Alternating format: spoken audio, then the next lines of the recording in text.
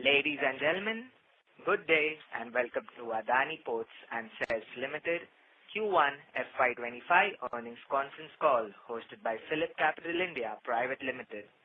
This conference call may contain forward-looking statements about the company which are based on beliefs, opinions and expectations of the company as on date of this call. These statements are not the guarantees of future performance and involve risks and uncertainties that are difficult to predict. As a reminder, all participant lines will be in the listen-only mode and there will be an opportunity for you to ask questions after the presentation concludes. Should you need assistance during the conference call, please signal an operator by pressing star then 0 on your touchtone phone. Please note that this conference is being recorded. I now hand the conference over to Mr. Vikram Suryavanshi from PhillipCapital. Thank you and over to you, sir. Thank you, Dale. Good afternoon and a very warm welcome to everyone. On behalf of PhillipCapital, I am pleased to welcome you all on the earnings call of Adani Ports and SEZ Limited for first quarter of financial year 2025. We are happy to have the management with us here today for question and answer session with investment community. Management is represented by Mr. Ashwini Gupta, Whole-Time Director and CEO, Adani Ports and SEZ, Mr. Pranav Chaudhary, CEO, Post Business, Adani Ports and SEZ, Mr. Divi Taneja, CEO, Adani Logistics, Mr. D. Muthukumaran, CFO, Adani Ports and SEZ, Mr. Rahul Agarwal, Head of Investor Relations and ESG, Adani Ports and SEZ. We will begin with the opening remarks from the management followed by interactive question and answer session. With this, I hand over call to Mr. D. Muthukumaran. Over to you, sir. Hi, thank you. Thank you very much. Good afternoon, all of you. Thank you very much for your time. I'm Muthukumaran. I just wanted to take a moment to bring on board and introduce Rahul Agarwal. He is taken over Investor Relations and ESG from Charanjit. He will moderate this call and he'll be the point of contact for Investor Relations. Over to Rahul. Thank you, Muthu. Good afternoon, everyone, and a very warm welcome to our earnings call for Q1. We will commence with Ashwini's opening remarks. Over to you. Good evening and welcome to APSEZ earnings conference call for the quarter ended 30th June 2024. FY25 began on a stellar note on both the growth and the financial fronts. On the growth front, we handled 109 million metric ton cargo in the first quarter, which is up 8% year on year, excluding the impact which we had because of non-operational days in Gangavaram. We won 2 concession agreements to operate terminals in Tanzania and Deen Dayal Port. In addition, we won an O&M contract for a container facility at Syama Prasad Mukherjee Port, Calcutta. Also, we welcomed the first mothership at our Vizhinjam Port and our marine services business deployed a tug in each in Mexico and Sri Lanka. We feel immensely proud to announce that 4 of our ports got featured in World Bank's Container Port Performance Index 2023. Now moving to the logistics business, our logistics business reported rail cargo at 0.16 million TEUs and GPWIS volume at 5.56 million metric ton. We added 4 rakes and expanded our warehousing capacity to 2.9 million square feet. Agri-silo capacity was at 1.2 million metric ton and is expected to increase to 4 million metric ton on completion of the projects underway. On the financial front, Q1 FY25 has been our strongest quarter till date with highest ever revenue, EBITDA and PAT. Our operating revenue for the quarter stood at rupees 7,560 crores, representing a 21% year-on-year increase. Our EBITDA excluding forex impact for the quarter stood at rupees 4,848 crores, up 29% year-on-year. Domestic ports EBITDA inched higher by 32 basis points to 72%. Profit after tax stood at rupees 3,107 crore, up by 47% year-on-year. Care and ICRA upgraded APSEZ's credit rating to AAA, while S&P upgraded its outlook to positive from stable, driven by improving scale and diversification. We also draw your attention to the fact that based on in-depth legal and accounting review undertaken by the Adani Group and considering all other relevant factors, the auditors have dropped the qualification and it is now an EOM emphasis of matter. During the quarter, we won several awards, mostly notably APSEZ clinching the prestigious title of Best Port for the Year containerized in a private sector, and AICTPL being honored as the Best Container Terminal of the Year at the India Maritime Awards. Overall, a very strong start to the year. Thank you. We now open the forum for Q&A. Thank you. We will now begin the question and answer session. Anyone who wishes to ask a question may press star and 1 on their touchtone telephone. If you wish to remove yourself from the question queue, you may press star and 2. Participants are requested to use handsets while asking a question. Ladies and gentlemen, we will wait for a moment while the question queue assembles.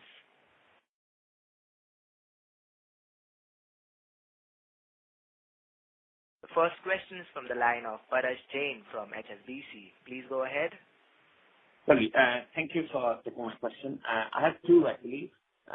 So first on SEZ and port development, we have seen that you have reported about 627 crore. Could you give us what are the future potential pipelines in the remainder of the year and the following year for us to understand better on how to think about this line item? And my second question, more pertinent, is more on if you can just give us a quick recap of all your recent investments, particularly the capex attributed to Tanzania, and what the progress that has been made with respect to Colombo, and what is your near-term expectation from within them? Thank you.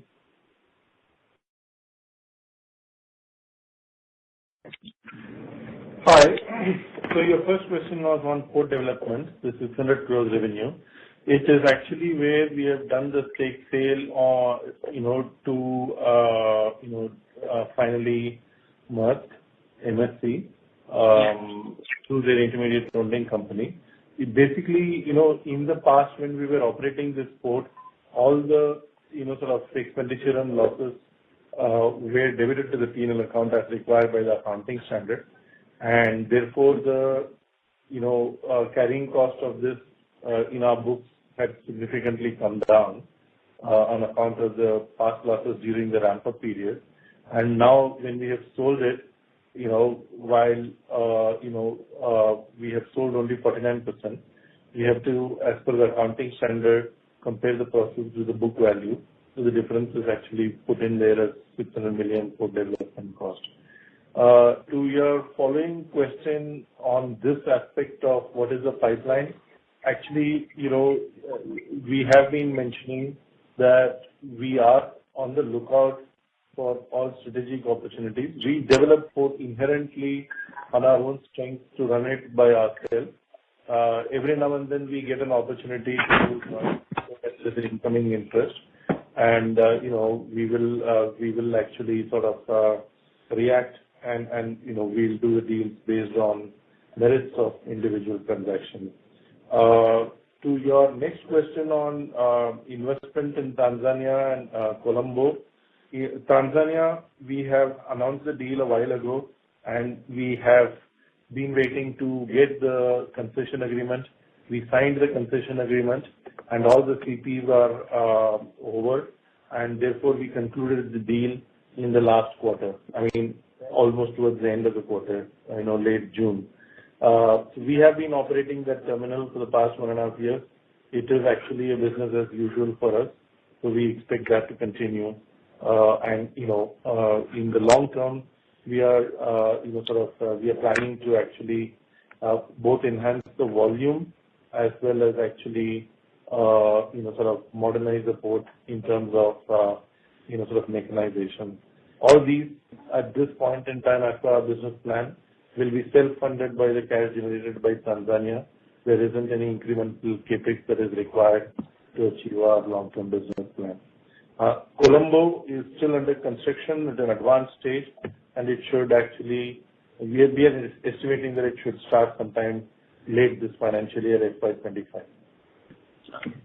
And I think, Ashwini has, so I think to answer your last question about upcoming investments, basically, we categorize our investments, for improving our operational efficiency in the current assets, B, in CapEx, in our capacity expansion in the existing assets, and 3, the new projects.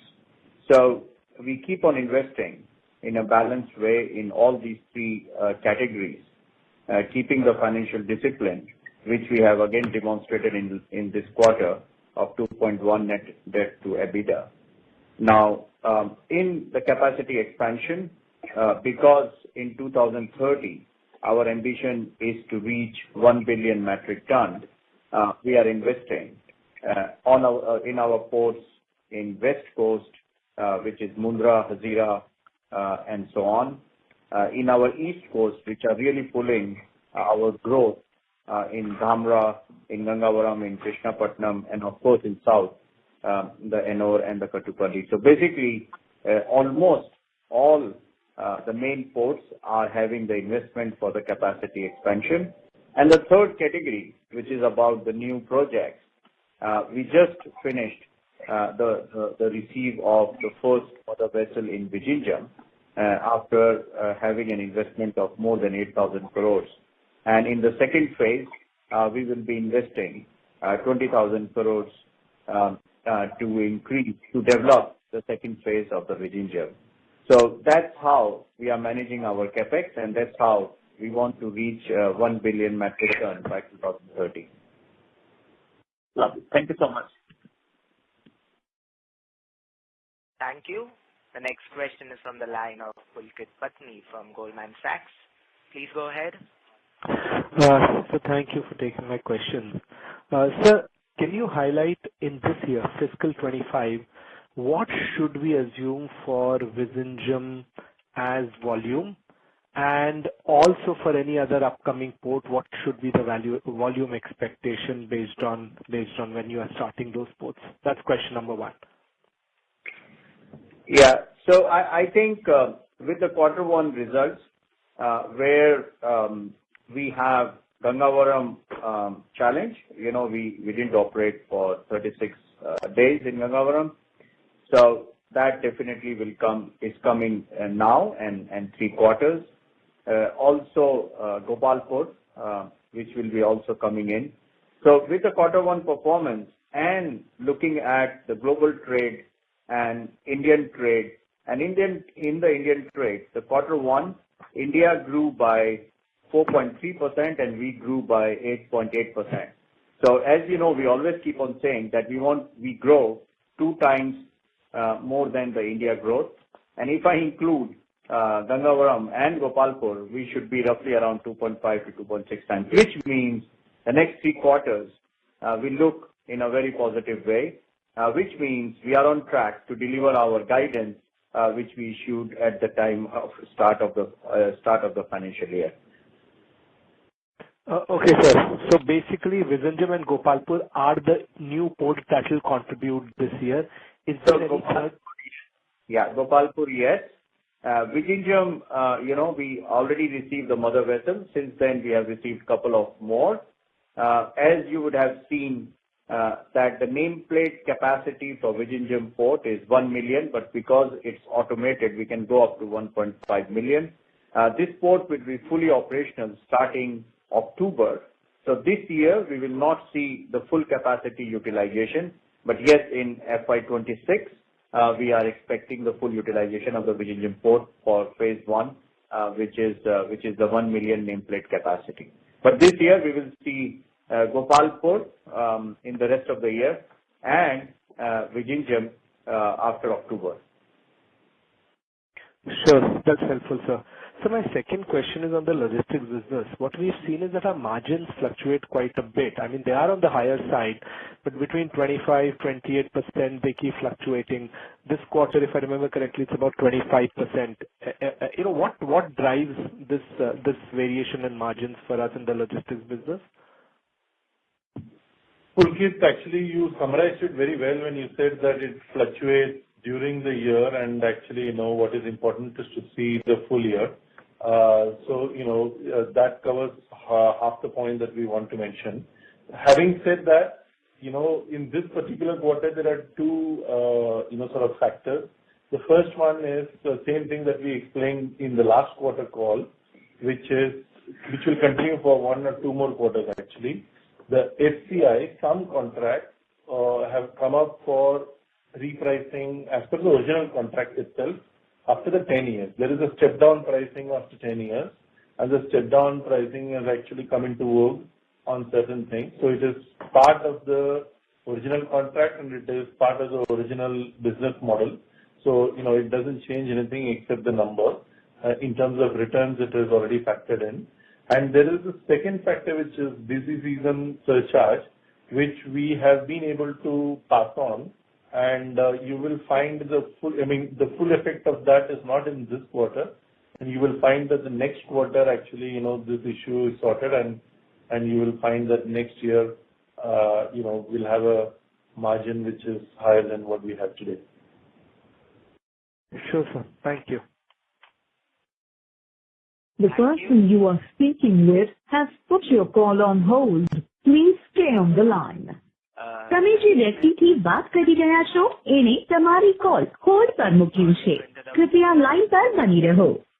આપ जिस Sorry to interrupt, sir. I request the management to please keep their lines on hold. The next question is from the line of Mr. Anchal Lohade from Nuvama Institutional Equities. Please go ahead. Yeah, good afternoon, team. Thank you for the opportunity. Sir, if you could comment on the CapEx, how do we look at the CapEx for the current year, in which ports and to what extent and in which category? Yeah, so I will just give from the business perspective. As I said before, all the three categories we are investing. We are investing heavily on the digitalization because that's where the operational efficiency is brought in.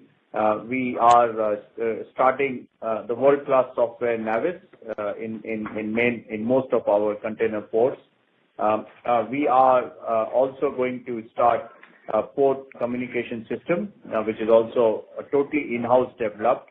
And we are also revamping our TOS because, as I explained in last call, we are getting into the technology platform, which will give end-to-end solution with full integrated logistics, which means from vessel to the berth, to the yard, to railways, to warehouse, to ICD terminals, and to the trucks, because we also got into the last mile to get to the customer. So we are investing on technology platform. So that brings operational efficiency. And the second on the capacity expansion, as you would have seen that we have grown significantly on the West Coast, mainly driven by the container increase. And in the East Coast, we have grown significantly, excluding Gangavaram. There also we are driven mainly by the dry cargo. And in the South, we have grown in container and in the dry cargo. And of course, in the liquid, in Hazira and so on have also grown. So if you look at our business portfolio today, all the three main commodities, which is container, liquid, and dry, all three have grown. The maximum growth which we saw was in container, where we really increased our market share by more than 2.5%, and that mainly come on the west and in the south. But when it comes to dry, there also we increased our market share, but it is mainly driven by east. Hence, to answer to your question, we are investing in all these ports and the berths related to container, dry, and liquid. Understood. Sir, I just wanted to check if we look at the volume growth for coal for the quarter, it seems to be reasonably weak. So when we talk about the the volume for the full year, how do we look at coal as a segment? Are we looking at a substantial growth, or it will be all driven by container for this year? See, I would take it at a much more bigger picture. The bigger picture is about the India growth story, which is driven by infrastructure and energy, and the Atmanirbhar Make in India. So if I look at Atmanirbhar, which is industrialization, this is about containerized cargo. If I look at energy, this is mainly the coal, and if I look at the infrastructure, it's all about steel and so on. So all the three focus of India is helping us growing the India trade, and our strategic positioning of the ports and warehouses and logistics is helping us in growing the trade by 2 times. So that's why the business mix for us is so important that if in one of the port, one of the commodity goes up and down, it does not change the whole business portfolio dynamics for APSEZ. That's the first question. The second question about the coal, even if it is not growing, but it is also not flattening, there is a growth. For example, Q1, all India import NC coal was roughly 56, and we did 26 out of it. So which means we increased our market share by 1%. In terms of coastal, which is also on the increase, we kept the market share. And most important, the coking coal, also we kept our market share. And I think the coking coal, all India has grown by 5 to 6%. So I would say the growth for us is coming from containers, liquid, and so on, whereas coal, I would say, is the normal growth. And in the normal growth, we have a normal market share. So that's why it's not a risk, and it's not a great opportunity for us, which can change our business dynamics in next quarter. The only other aspect I wanted to add is actually you mentioned in the beginning of your question that this Q1 is a muted growth. But actually, I just wanted to draw your attention to the actual volume, which is 8% growth, as well as the pro forma volume of 13% growth, which is actually, more than the annual volume growth that we have, sort of indicated to you. So we are on track. Gangavaram is fully restored. Gopalpur will get added soon as the closing happens, and Vizhinjam will get onboarded. So, our volume growth still is on track, if you factor all these things. That's very helpful, sir. If I may ask just a clarification on the stake sale. You said that there were losses, and with the stake sale, it's basically valuing at the fair value. I was just curious, if you look at the standalone, the revenue, the income recognized is 95 crores, while in consol it is close to 600 odd crores. So could you please clarify, is this to do with the equity sales, or it is to do with the infra income recognition? No. It is actually to do with equity stake, and number one. And number two, the loss that I talked about is not the loss on the transaction of the sale. It is actually, during ramp-up period, we have had past losses, particularly high depreciation and interest in that, particular unit, which is, again, as you know, part of the model that we do when we do investment. Actually, you have caught on to the right part. The standalone says 95 crores, which is a transaction gain, and the 600 crore in the consolidated, difference between 600 and 95 are the past losses. According to the accounting standard, the carrying value of these investments will keep going down in the consolidated books because of the losses. So therefore, it had gone down. So when we actually sold it, it is now at 600 crores profit. Understood. That's very helpful, sir. Thank you, sir. Thank you. Ladies and gentlemen, in order to ensure that the management is able to address questions from all participants, please limit your questions to 2 per participant. The next question is from the line of Asmita Sidhu from MetLife Investments Management. Please go ahead. Hello, management. Thank you very much for taking my question. I do have two questions. So I'll start with the first one. This is regarding a couple of news articles regarding the land recovery situation with the Gujarat state government. Could we just have a quick rundown on sort of the history and, where we currently are and what the next steps are from the company's point of view? Sorry, what was the second question? One was on land recovery. What was the second? No, that's the first question. I'll take the second one after this one. Okay. So,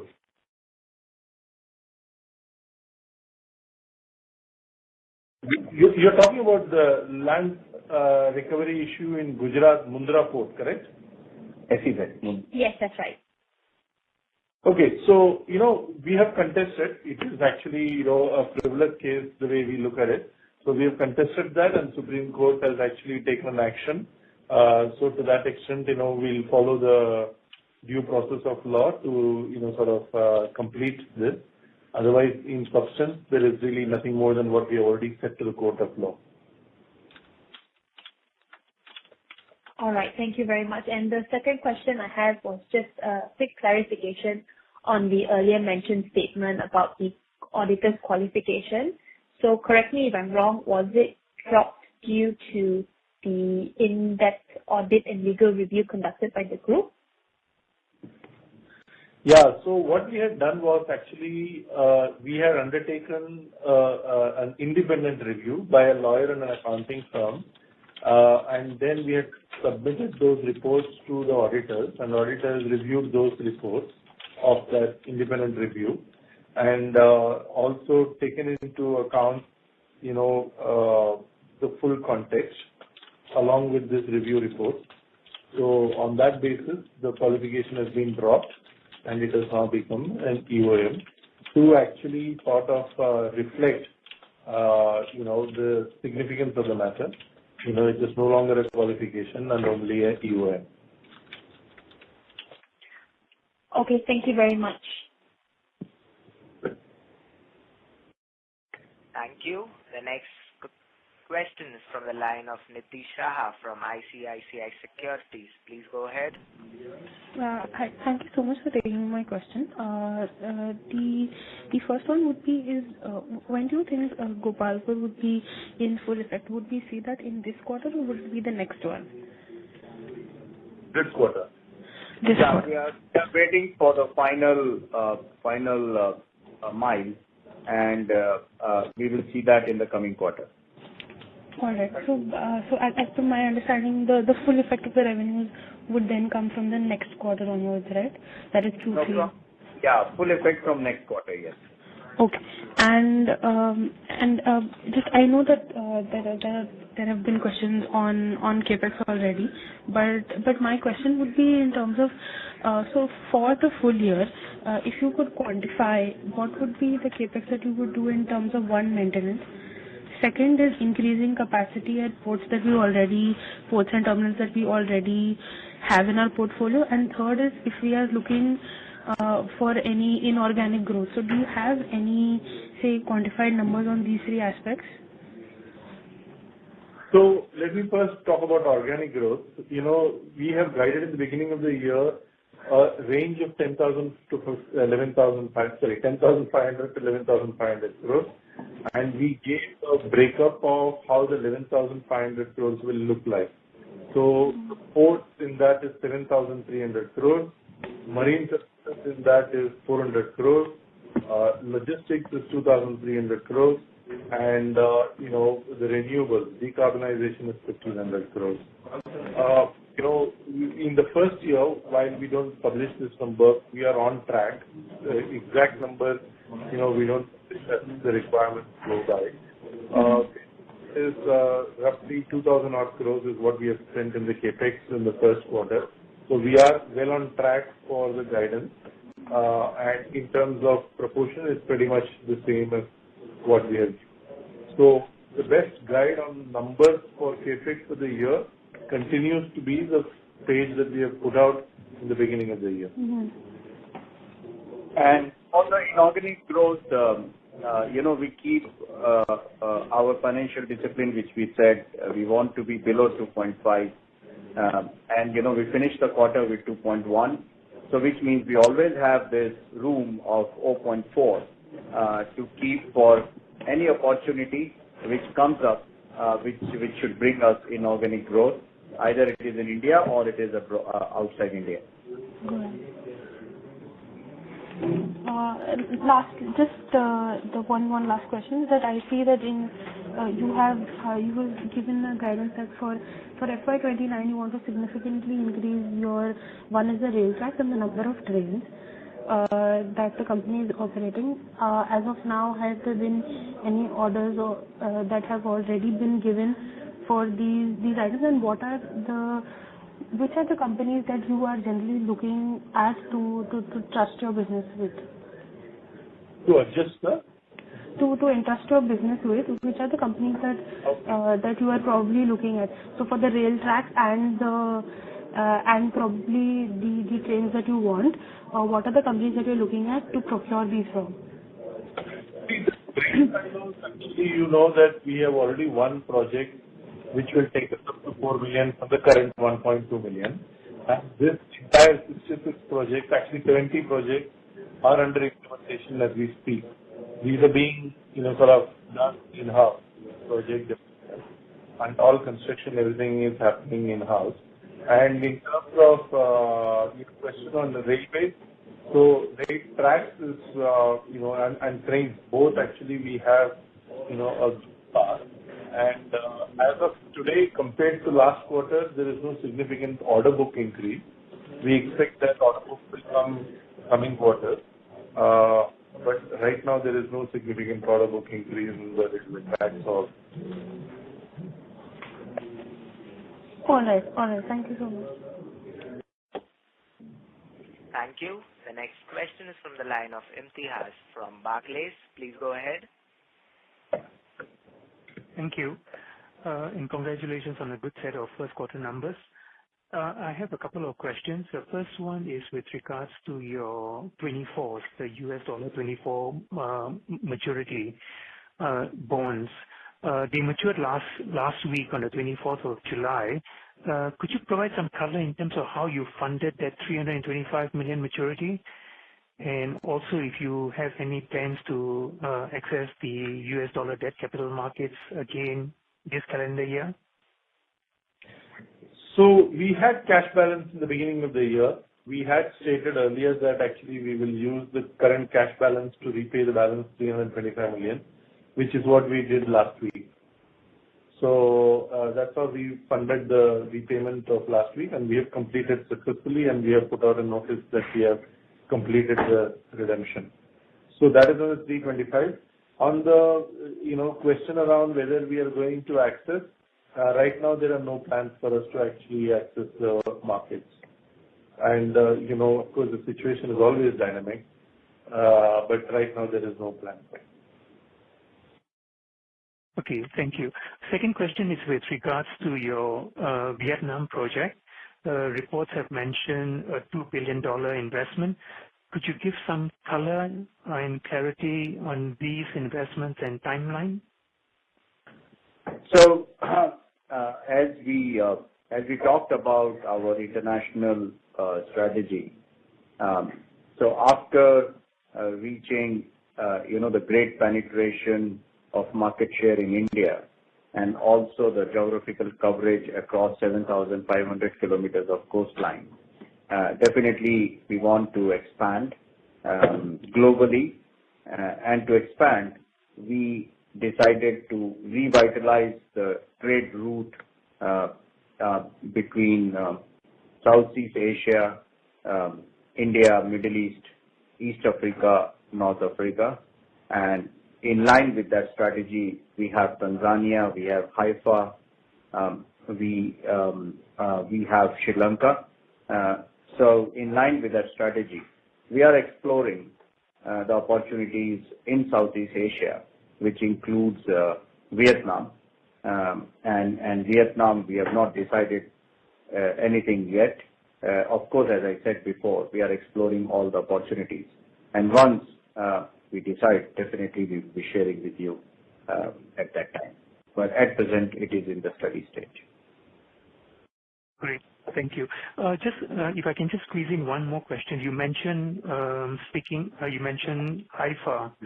And speaking of Haifa, the increased tensions in the Middle East, any color in terms of how Haifa port operations are going? So I think on the operations side, our teams are highly engaged, and we are running the port 24/7 in terms of availability of the facility. And, our teams are there to take care of it. Now, the challenge which Haifa Port is having is not because of Haifa Port or not because of the situation in Israel, but it is because of the geopolitical sanctions. Some of the countries have stopped the cargo to Israel. So, for example, in Haifa, we saw the drop of roughly 42% in the dry bulk and 22% in containers. But on the other side, because of the situation, the car imports inside Israel is increasing significantly. So we capture that market, and our business with the car cargo has grown up by 42%. So the point is, there is a shift in the business mix, and we are capturing all the mix. That's the first message. The second message is Haifa Port is safely working with all our teams exposed. And what we see today, a drop in the cargo, is the consequence of the geopolitical situation. So we have to keep this on the watch and try to mitigate the risk in terms of business whenever it comes. That's what we can say today. But we are continuing with a great enthusiasm, because this is a very strategic location for us as a part of our international strategy. Great. Thank you. Thank you. The next question is from the line of Priyankar Biswas from BNP Paribas Exane. Please go ahead. Congratulations, sir, for the very strong volume delivery. So first of all, my question is regarding Mundra. So even on a very large base, you have delivered a very strong volumes, especially in containers. Now, given that there is so much Red Sea related disruptions, so what I wanted to ask is, how much sustainable this volume at Mundra is, especially containers? And in your guidance that you gave of 460 to 480, so what sort of container volumes are you foreseeing at Mundra? So I will hand over to Mr. Pranav Chaudhary. But before, we are keeping our guidance. We are very confident about our guidance because, as you saw, quarter one we did 109 without Gopalpur and without 36 non-operational days of Gangavaram. So we are keeping that. And as we said before, our main growth in this quarter came by container, which is roughly 17.4% growth. Whereas our liquid grew by 12%, and Mundra especially brought the significant growth. So maybe Pranav, if you could kindly share your views on container business in Mundra. Yeah. Good afternoon. Am I audible? Yes, very well. Yeah. So good afternoon, everybody. So this container performance has been very good at Mundra. So by I think we grew by about 23% in Mundra, with the overall portfolio growth at about 19% after the Adani terminals. So from a container perspective, I think we always grow more than the economy. That's what has been the run rate for us. And the impact of the Red Sea largely has been on the freight and the cost, the freight cost and the time cost. The movement of containers from a time perspective has increased. The freights have increased, which has been now generally gets settled between the buyer and the seller of the freight or the goods. From a port perspective, I think the Indian economy is performing robustly, so which is which is shown in the incremental container numbers. Even JNPT actually has grown about 12% or 12.5% during this period, these two corresponding periods. So the impact of Red Sea is there in the sense of incremental little bit of transshipment volumes, but generally it's a function of the way the economy is performing. So, sir, what sort of full year volumes you expect at Mundra containers? So, can you be a 9 million TEUs type this year itself? I think it is too early for us to give a target for Mundra. But for sure, with the pace which we are going, definitely that could be the consequence. But as you know, that we don't give the target volume. But container growth in Mundra is giving us a significant advantage to hit our guidance, even if as I said in Q1 we missed 36 non-operation days of Gangavaram. Thank you. So just one question from my side, one more. So this is regarding Gopalpur, since this is a new asset. So, can you give what is there in your strat plan for this asset? You have broadly given what can be the FY25 contribution. So, what are you expecting it to ramp up to, let's say, FY29 or FY30? So, as per your strat plan. See, as far as Gopalpur, the main focus for the first 2-3 years will be for us to actually change the configuration of the asset, make it far more mechanical, far more updated, and that way we expect that efficiency will creep in reasonably quickly. In terms of the volume growth, if you take a 5-year or a 7-year horizon, there is obviously scope to increase the volume there, and that is a very mineral-rich belt, and therefore actually volume will grow in tandem with the market. But immediate plan for us, which is very clearly visible, is to actually work on the asset configuration and cost extraction and efficiency extraction and cost reduction. So we should observe the EBITDA margin expansion possibly in the next couple of years on this asset. So yeah. I think as we do, we bring our ports to our benchmark EBITDA from after we take over. So for sure, we are targeting to be at the benchmark level of the EBITDA very soon. So already, the port was having 38 to 42% of EBITDA, and now we are expecting to finish with 54%. And as you know, we are working hard to bring it to a normal level, which is between 65 to 70%. So that's what we do with every port, and that's what we are doing with Gopalpur. Thank you, sir. Very clear. Thank you. The next question is from the line of Aditya Mongia from Kotak Securities. Please go ahead. Good afternoon, everyone, and thank you for the opportunity.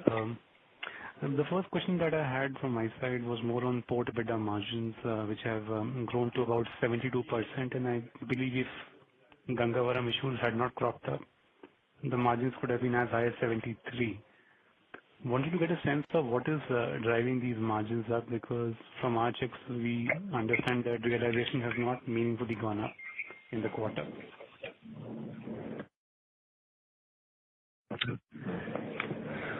Sorry, repeat the last part of the question. It has reached to 72%, whereas realization has not gone up that way. So what is the reason of that? Yeah. It's basically like you mentioned, it's basic cost. It's gone up by 0.6% compared to the last quarter and the last year's average. So it is actually the creep in the efficiency, because we are handling. The person you are speaking with has put your call on hold. To interrupt, sir, you can. Yeah, are you back? Yeah, I'm there. Yep.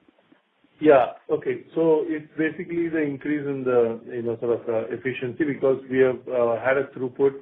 Container volume has gone up, which is also added to the profitability. So basically, it's around cost and price, factors. Understood. Also wanted to kind of extrapolate this question that What we see through is that you have a very, very large capacity land bank, if you can call it that way, on the port side, wherein the company doesn't have to invest meaningfully from a greenfield perspective and can still grow maybe 4-5 times the current capacity. Coupled with your focus on digitalization, do you think this port EBITDA margin over the medium term can potentially breach 75-76%? Is that a possibility to think through from a 3-year out perspective? Thank you very much. Our endeavor is to improve every day, and the figures are the consequence. So I think we are focusing on improving our operation efficiency, and quarter by quarter, we will be updating you with the results. Thank you. Understood. The next question I had was on the logistics business. Now, our reading of the annual report suggests that a lot of capex is happening in that zone for the company, and a meaningful part of that actually is going inside buying land parcels. Wanted to see or gauge from your sense, how should we be thinking through these kinds of investments eventually leading to EBITDA? Will they be retained as land for some period of time, or there is a thought process on how to kind of go about it? Yeah, thank you. I think your observation is correct. As we said, we want to be the largest integrated logistics solution company. On the port side, we have already got strategic locations across 7,500.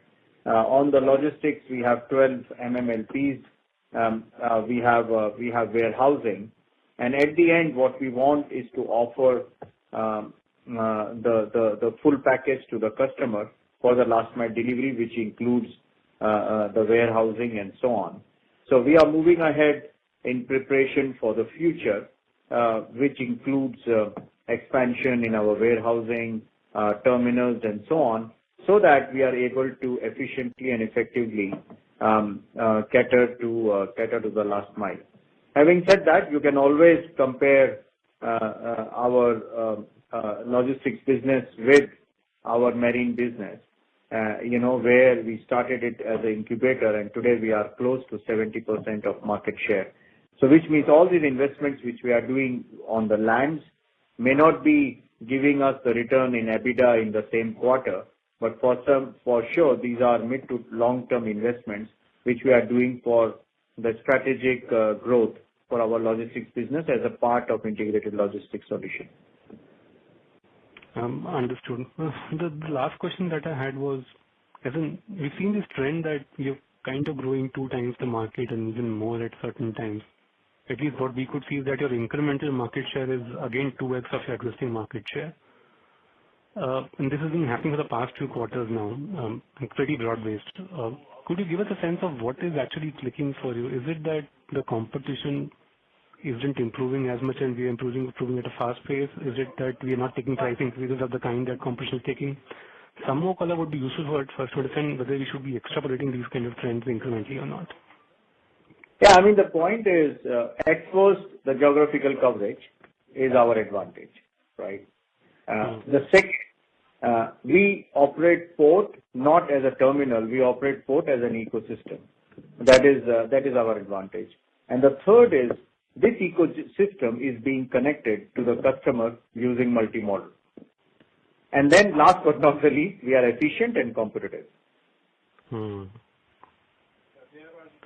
No, I get that. Hopefully these trends would sustain incrementally as well. All the very best to you. Those are my questions. Thank you. Thank you. The next question is from the line of Ketan Jain from Avendus Spark. Please go ahead. Thank you. Good evening, sir. So my question is on your FY30 plan, where you said that you aim to reach at 1,000 million ton volumes. So if I do some back calculation and use the utilization at 65%, the capacity comes to at around 1,400 to 1,500 million tons. Is that assumption right, sir? Is that where you want to go? I think to do the 1 billion, of course, it includes international, and definitely this includes the capacity, operational efficiency improvement, capacity expansion, and the new projects. Yes. So So we can expect a capacity of around 1,200 to 1,400 million tons by FY30. It's very difficult to say today because as you know that capacity expansion and operation efficiency and the new projects, they are very fine line.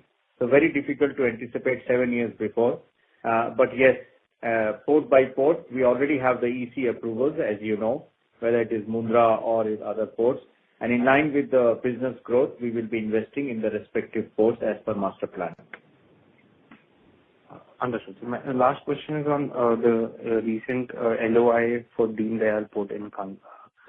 If you could throw some color on it, the capex and the commercial terms of it. You know, I'll give it to Muthu now. Yeah, so we are expecting a total investment of about close to 600 crores in that port. Okay. Okay. And the capacity, it's a long-term lease, and we'll be expecting about 1 million to 1.2 million capacity. Okay. Okay. Thank you. Thank you. The next question is from the line of Jayesh Shah from OHM Portfolio Equity Research. Please go ahead. Hi. Thanks for the opportunity. My question is, how do we look at Vadhavan Port, which is coming up as probably one of the biggest port in India next to JNPT? Is that potentially a threat to Mundra, or do you work along with Vadhavan Port because it is supposed to be public-private partnership? You know, anything which comes up is bringing the complementary growth to the country. And we should not look at today's India's trade, you know, which is roughly 1,500 million metric ton. If India is growing at 5% every year, 6 to 7% every year, with focus on industrialization, infrastructure, and energy, these sectors will grow higher than the GDP, which means, you know, India trade will reach, more than 2,500 million metric tons. So we should look at that. That's number one. Number two, because of the industrialization, the exports will also grow. So which means anyhow the capacities will be needed. And as you know that 95% of the trade is done by the maritime. So we should clearly link with the growth of India, especially on these three sectors, with the maritime growth, which means we will need capacities. And as first we have to see as India whether we need capacities or not. Answer is yes. Now in that capacity, who will play which role? And definitely, especially in maritime sector, the collaboration between the government and the private players like us have proven that these are very efficient and effective. So we welcome the government's initiative on Vadhavan Port. I think it is a great opportunity for India to put it on a capacity expansion map. Now, we are always open for any opportunity because this is our core strength, and definitely we will study the opportunity for the potential collaboration. Thank you.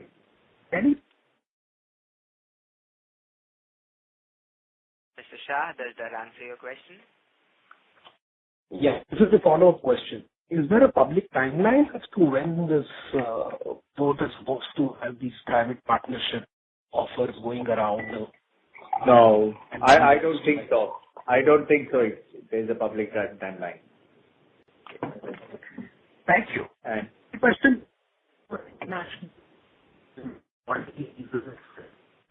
Sorry to interrupt, Mr. Shah. Your line is coming a bit crackled. Could you come a bit close to the handset? Yeah, I am. Is it clear now? Now it's clear. Yeah. My second question is on the international operations, which is, 825 crore and 87 crore of EBITDA.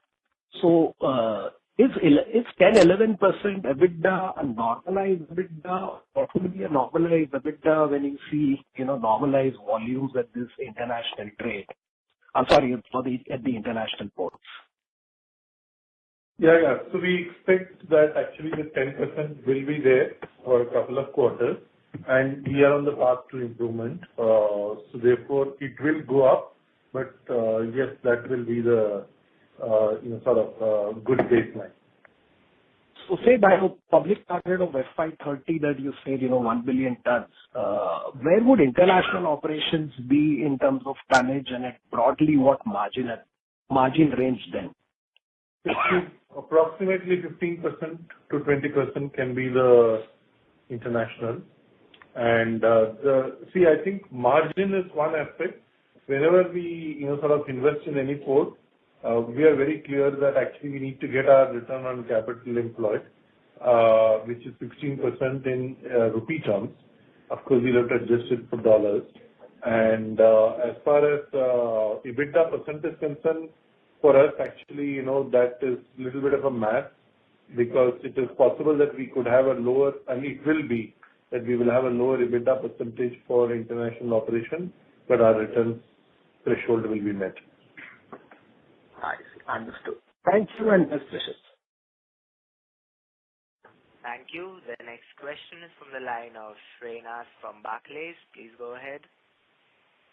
Hi, management. I have 2 questions. So, after the payment on the $24 bond, which was last week, what is your cash balance? What is our current? Cash balance after payment of the $2.24 bond. We are 9,000 odd crores cash balance today. Okay. And after S&P put you on positive outlook, what about the other rating agencies, Moody's and Fitch? Have you been having any conversations with them, or how do they look at your credit? See, there are 2 buckets, right? International and domestic. And, as was mentioned in the opening remarks by Ashwini, the domestic is already upgraded to AAA. As far as the international is concerned, only S&P had negative outlook. So they had put us into positive outlook. So therefore, others actually, we are not expecting any rating action at this point in time. Obviously, we need to remain engaged and, in continuous touch with them to keep updating them. And thanks for answering my questions. Yes. Thank you. Ladies and gentlemen, that was the last question for today. We have reached the end of our question and answer session. I would now like to hand the conference over to Mr. Vikram Suryavanshi for closing comments. We thank the management of Adani Ports and SEZ Limited for giving us an opportunity to host the call and taking time out for interaction with the stakeholders. Thank you all for being on the call. Thank you. On behalf of Phillip Capital India Private Limited, that concludes this conference. Thank you for joining us. You may now disconnect your line.